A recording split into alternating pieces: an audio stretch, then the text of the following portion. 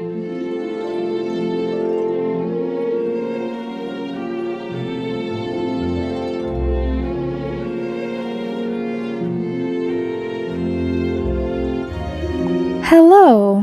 it's Aimee and happy spooky season!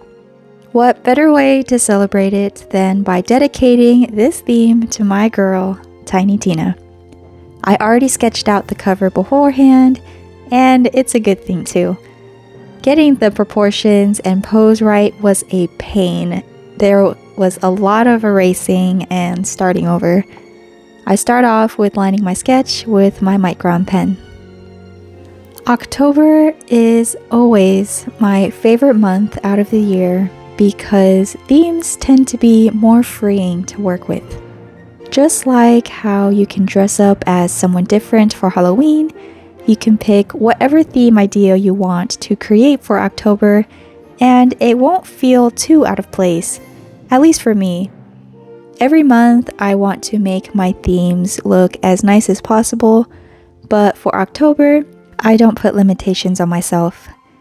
It doesn't have to look nice, and that's what I love about it.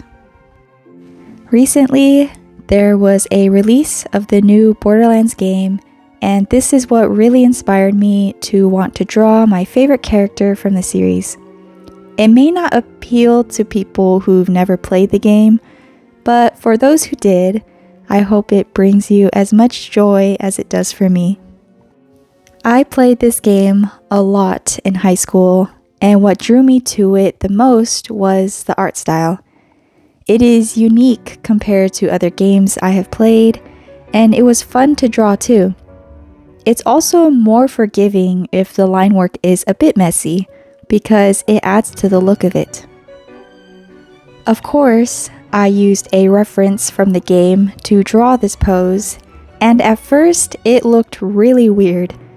To me, it just looks like a head and legs, but when you watch this scene from where it came from, it clicked that she was jumping in the air and pressing down on the dynamite. In Tina's intro scene, she has block lettering for her name, so I tried to mimic that for the October header.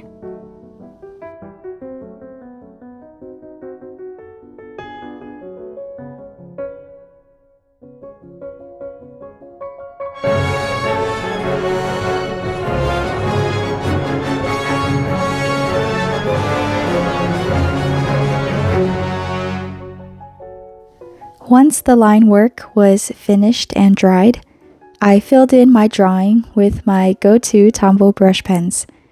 It was a bit of a guessing game with matching the colors. I always like to start coloring from light to dark since it's the best way to make sure I don't overdo it, but it also doesn't allow me to get the deep colors I was going for.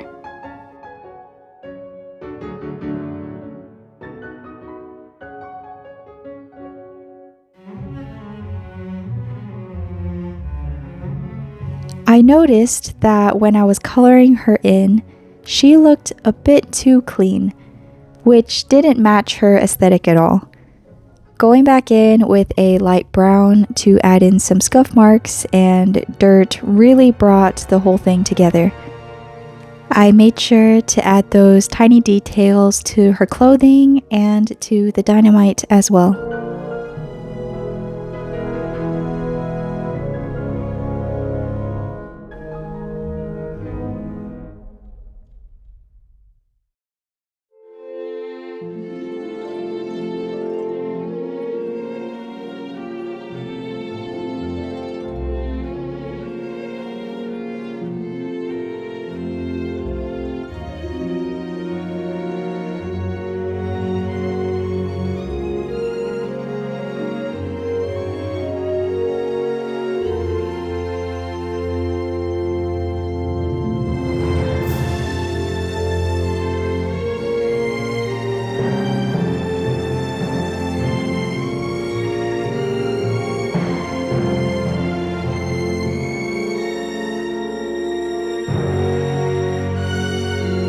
I did my best to match the colors of Tiny Tina's lettering from her intro for the October lettering.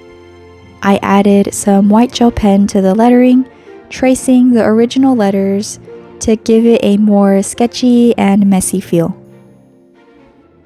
The background looked a bit bare, so I filled it in with some explosive patterns to fill the empty space. I wish I went for a lighter color instead of the vibrant colors I chose, but it still ended up looking alright.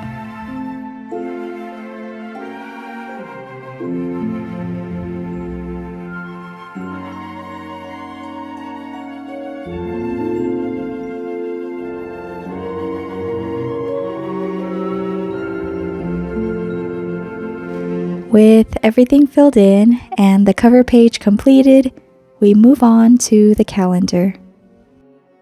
Keeping it in theme with Tiny Tina, I had to add the doodles that most related to her. I outlined the doodles I sketched with my micron pen, having mushy snuggle bites on the left side and butt stallion on the right. I'm not going to lie, saying those names out loud gave me a bit of whiplash because I never thought I would say them as a 30-year-old. But hey, that's what I get for redrawing a crazy 13-year-old.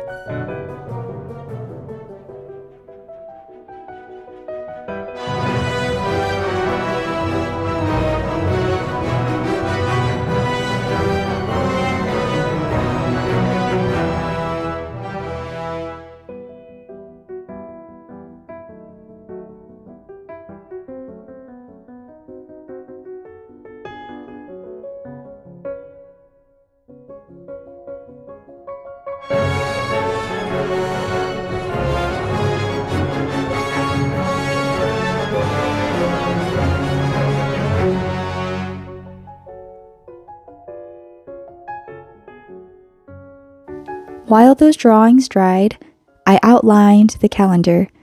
I kept my lines very loose and messy than I usually like, and it was very freeing to have that perfectionist mentality out of my head for it.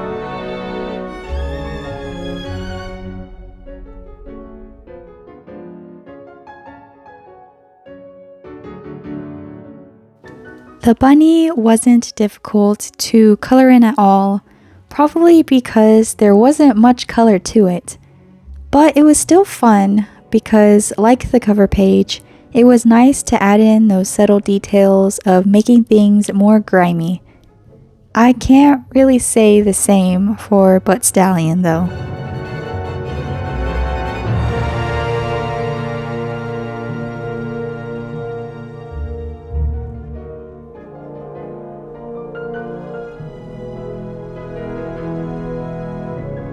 Butt Stallion was so stressful to color in. For some reference, she is supposed to be a binacorn pony made up entirely of diamonds, so you can imagine how difficult it is to capture that in general. I've colored gem-like things maybe once or twice that I can recall, but I used watercolor for those pieces, so using my markers this time was uncharted territory. I kept the colors light so it would be more forgiving and used simple blocky shapes to fill in the shaded areas of her.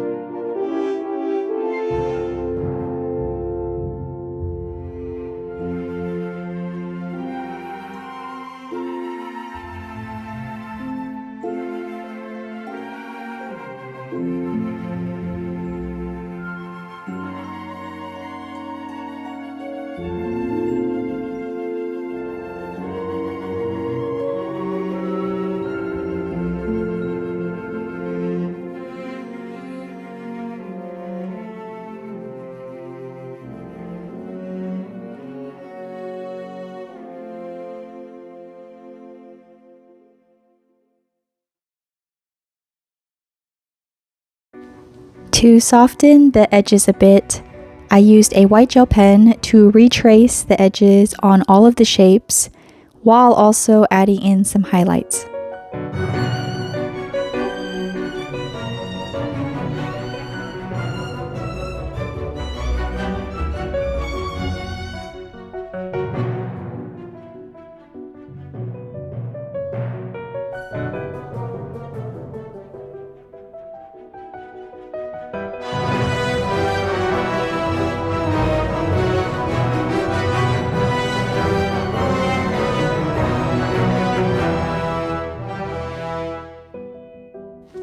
Even with the doodles, the page looked too barren and it didn't match well with the cover page.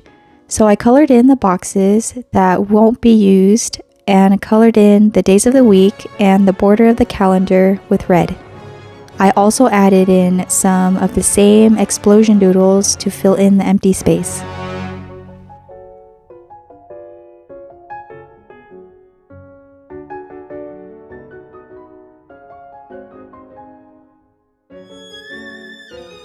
It wouldn't be complete if I didn't add a bit of red splatters to the page. Tiny Tina may be cute, but she's also insane. I used an Ecoline watercolor ink dropper to lightly add tiny drops of ink, making sure to get rid of the ink from the dropper and using the air inside to make that splat effect. Some of it was wonky, but there was no going back after it.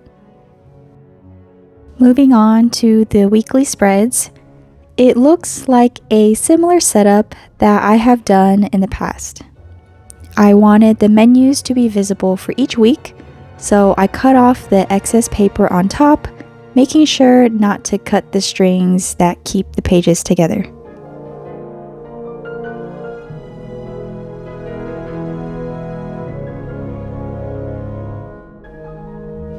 I used a red brush pen to fill in the borders of the weekly spreads.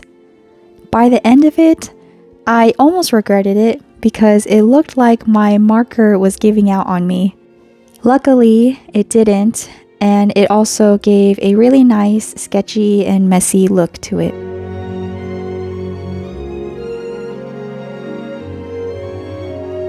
I separated each day with a loose line and then messily wrote in each day as well.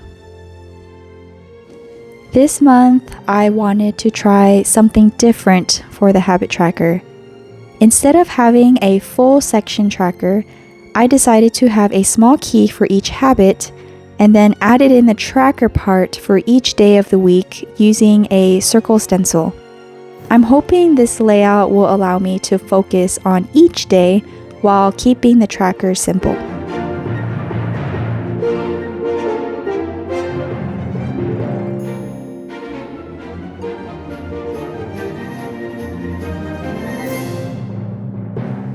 I finish off the rest of the spread by outlining the menu boxes with my micron pen and adding in the same red color for the borders, keeping it loose and sketchy.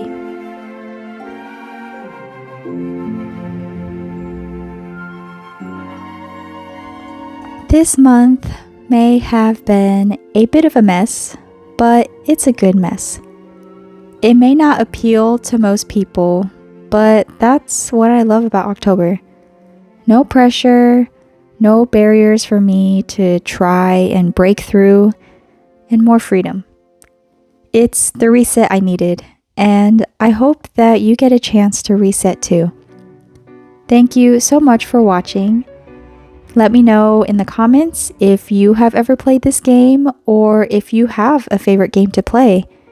And if you don't play games, what are your plans for Halloween? I'd love to know. I hope you have a good spooky day, and please make sure to take care of yourself. Bye for now.